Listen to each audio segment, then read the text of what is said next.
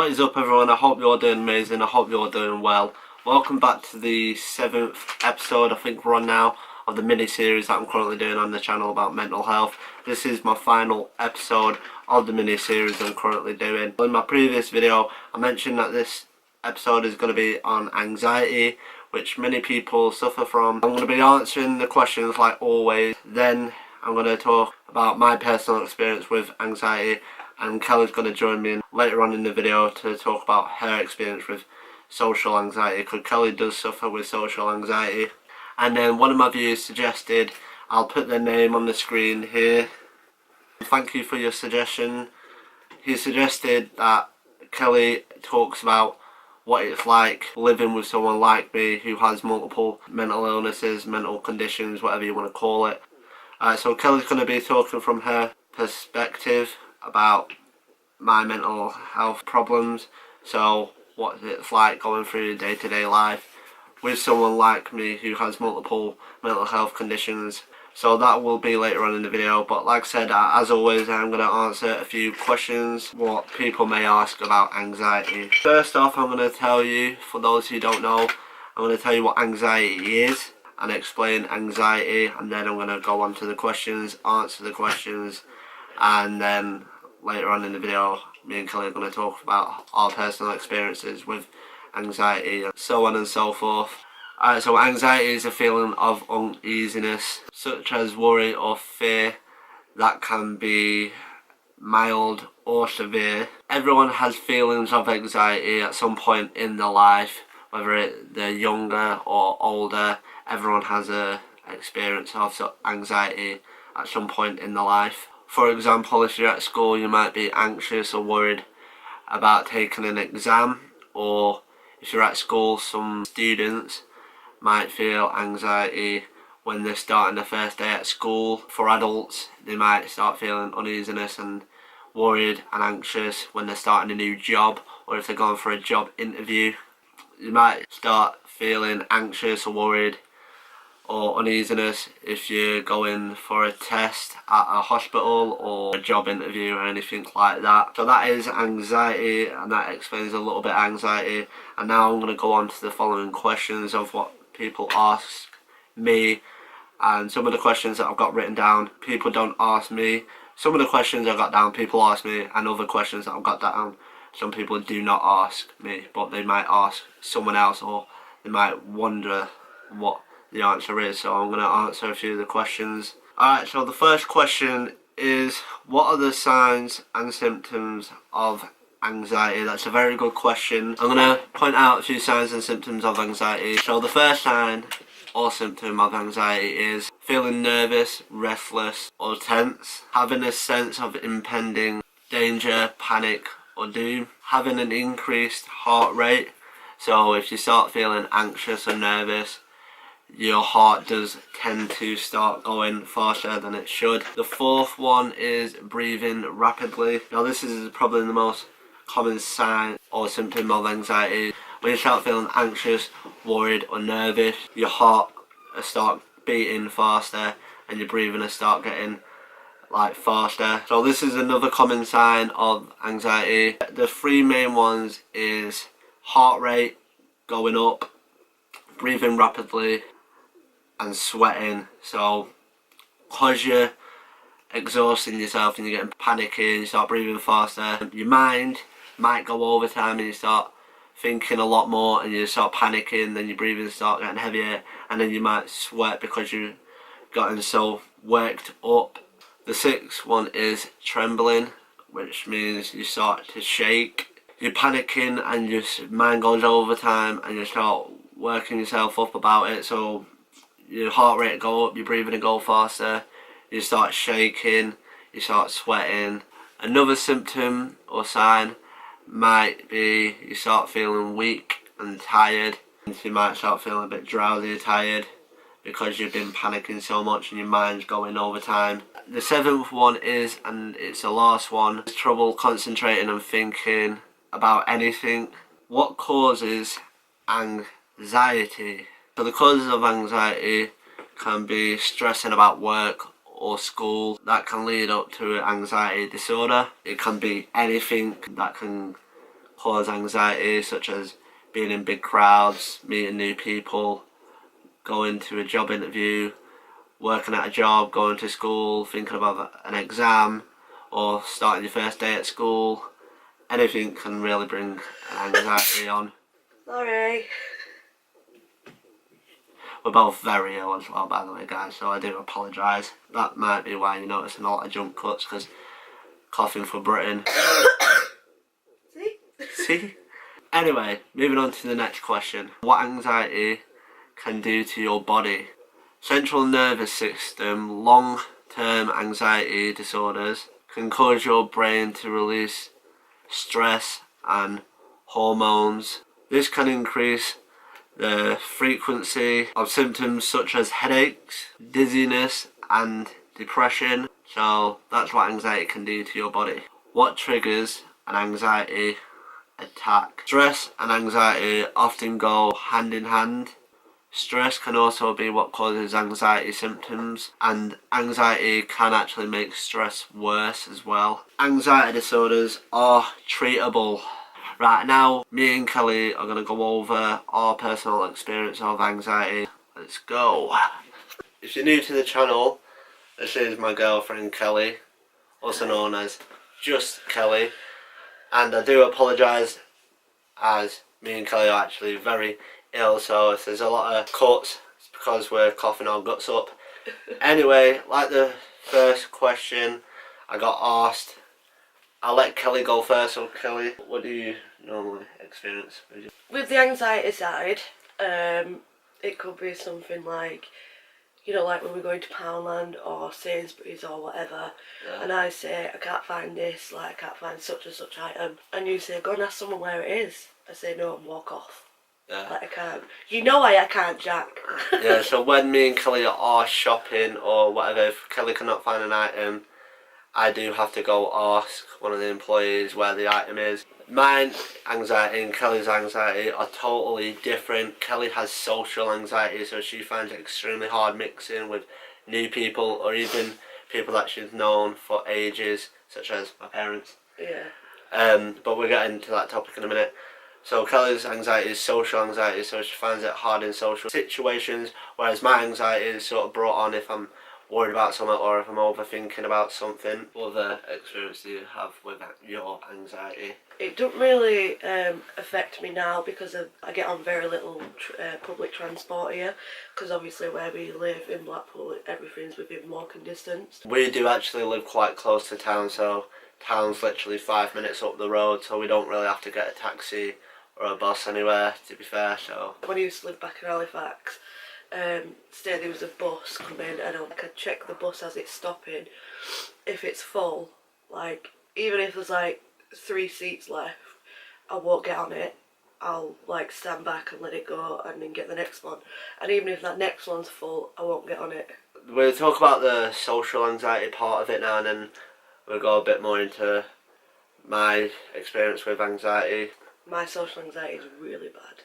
Me and Kelly's been together 2 years, for those who I don't know, and even after being with each other 2 years, you son of a bitch. Yeah. Boyfriend and girlfriend have been with each other for 2 years, but we've known each other for about 3 years, innit? And even after being with each other for 2 years, Kelly still finds it very hard till this day to mix with my family members. Like her and my mum are like best friends, which is kind of mean, and I'm just there. No, but all jokes aside, Kelly and my mum are probably the closest. And Kelly found it very hard to mix with my other family members, but over time slowly getting better. Like she's talking to my dad now, and my brother. I never used to really talk to your dad, like ever. Like I felt uncomfortable, but it's a bit better now. Yeah. I don't know if you know this saying, but there's a saying here in the UK where you take someone with a pinch of salt, and that's my dad. My dad's sense of humour is a bit different to normal, so you got to take my dad with a pinch of salt basically. So Kelly found it very, very hard at first to mix with my dad, and mix with my family members. Like even till this day, like I said, 2 years later being with each other, Kelly still finds it very, very hard to mix with my family, and it's kind of stressful on both ends. It's stressful for me because I really want Kelly to mix with my family members. I really want to as well, but I but can't just like click my fingers Yeah. and be not socially anxious. But saying that, it can't really stress me out because Kelly does have social anxiety, so no matter what, she will always feel uncomfortable. But like I said, after 2 years, still find it a little bit hard to this day to mix with my family members and new family members, because I have quite a big family. So if Kelly's meeting a new family member, it So will even your take her a while to talk to them. Even your Auntie Pauline down in London, Yeah. I got on great with her straight away. I Yeah, think but it depends how the person is, like what kind of vibe I get off them. Yeah, my Auntie Pauline, by the way, you've never ever seen her in one of my videos, but she's the most liveliest person you will ever meet. So bubbly, always making everyone feel welcome. Look, me saying that, you know, and I just said, I think it's like how people make you feel. Yeah. Like, remember when you came and stayed at Mum's for like a few days with me? Yeah. And you was worried about being obviously in my mum's house for the first time, Yeah. sleeping there and whatnot, and you thought you was going to be really uncomfortable. But as the days went on, like, and up until the days we left, you said how comfortable you were because she made you feel really comfortable. Yeah. So I think it's just how people make you feel. Your mum made me feel so welcome there, so. But even, like I said, mentioned at the start of the video, if you go in new places, you start having symptoms or sign of anxious and worryingness, and that was me when I very first met Kelly's mum and when I first went to Kelly's mum's house, or meeting her brothers for the first time. That's when my anxiety started to kick in a bit. Obviously, we're going to my sister's for like 9-10 days in April, and that's going to be a big thing because it's going to be like 10 days. I mean, you've been there once already, about 10 days in a fairly new place. So it's a big thing for you, like staying at like my sister's, like her mum's house for 10 days. I think the worst time, not the worstest time, but one of the times that I got really anxious was when I was on a plane. Because obviously it was up in the air, it was only quick as well, like a quick little panic attack, and then it was done and over. But it was a feeling that even if I wanted to go get fresh air, I couldn't. We were sucked out. Yeah, we were thousands and thousands and thousands feet up in the air. Like 23,000 feet or something. Yeah, something like that. So I started struggling to breathe a bit, and then it weren't being on the plane. I was fine on the it weren't flying that made me anxious. It was the feeling I wanted to get off. If that makes sense. Being trapped. I felt like I was trapped. Or another time was when we was on a train down to London.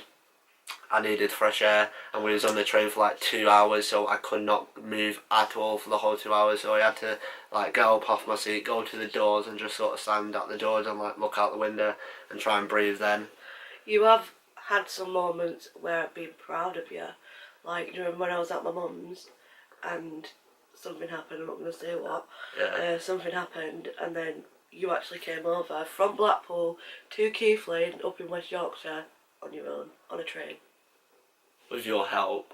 Yeah, only because I would tell you where to go via video call. But yeah, definitely, I've done that on my own.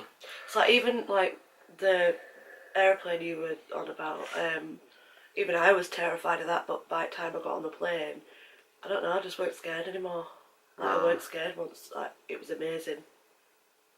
So I weren't scared of flying, I weren't scared of being so high up in the air, and I weren't anxious or worried about flying or being up in the air. I just felt like... It was just that sense of being trapped. Yeah, and I needed to get fresh air, and obviously I couldn't. Luckily, we was only on the plane for like, what, It's ironic though, because you had the sense of being trapped in a plane because you couldn't get off if you had like an anxiety attack or whatever. Yeah.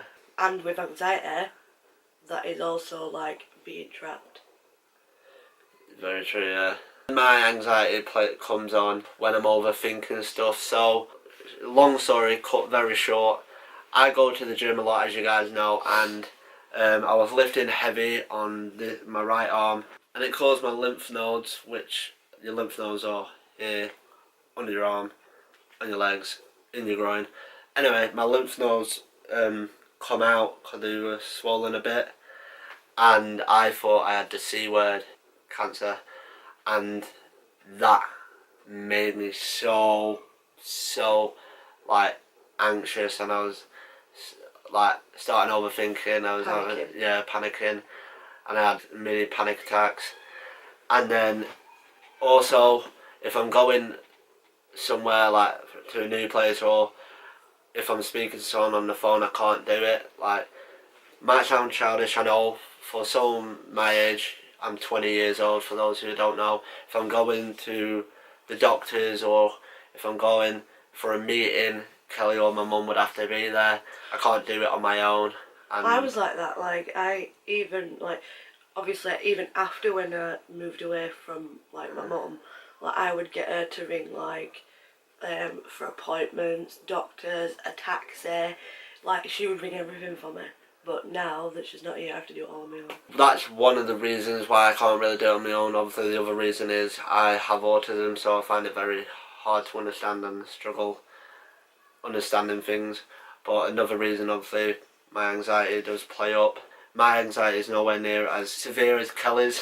Kelly's is obviously not major severe, but it can be at the right time. Yeah, it can be, and I have witnessed a few times Kelly having panic attacks. But my anxiety is nowhere near as severe as Kelly's. I do have certain moments where my anxiety does sneak up on me, and I have miniature panic attacks. Another thing I want to add to it as well is I recently, let's say recently, it was in January, got let go from a job because, in a nutshell, I wasn't doing a good enough job. When I had my interview, like, I was honest with her. Maybe some people say I shouldn't have been, but I thought it was the best thing to do. So I was honest with her and I said, I've got anxiety, it's hard for me to do this, do that. It was hard enough for me to get to the interview, but I did it, and I did a great job. So anyway, I went to the interview, which was a huge step. Got the job, went to a work trial, which is also a big step. Passed the work trial, and then I got the job. So I was working for a week and a few days for them to take me to the side and basically say, we're going to let you go because I'm basically not doing a good enough job. Which kind of annoyed me because I was honest with them. I told them, I did have some mental health issues. I do have anxiety and social anxiety. I worked there for a week and a couple of days. They didn't really give me a fair chance. They didn't give me a chance to get to know the other staff, warm to them, get comfortable with them. And I was working with 30, 40 kids from 4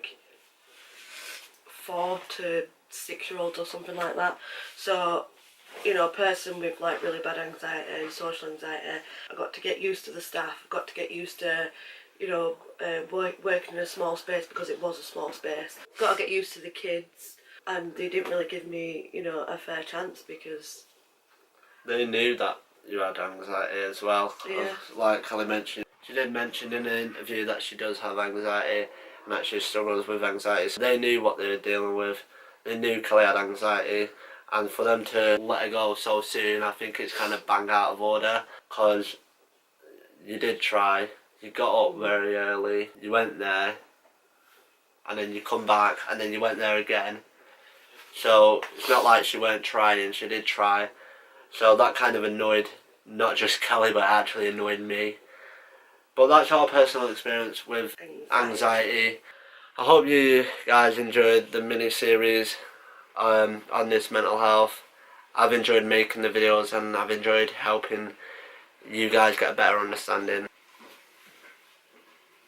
There's a lot more mental health conditions, mental health problems out there, but I wanted to do this series on my personal experiences with mental health, and I'm so grateful for the positive feedback from you guys.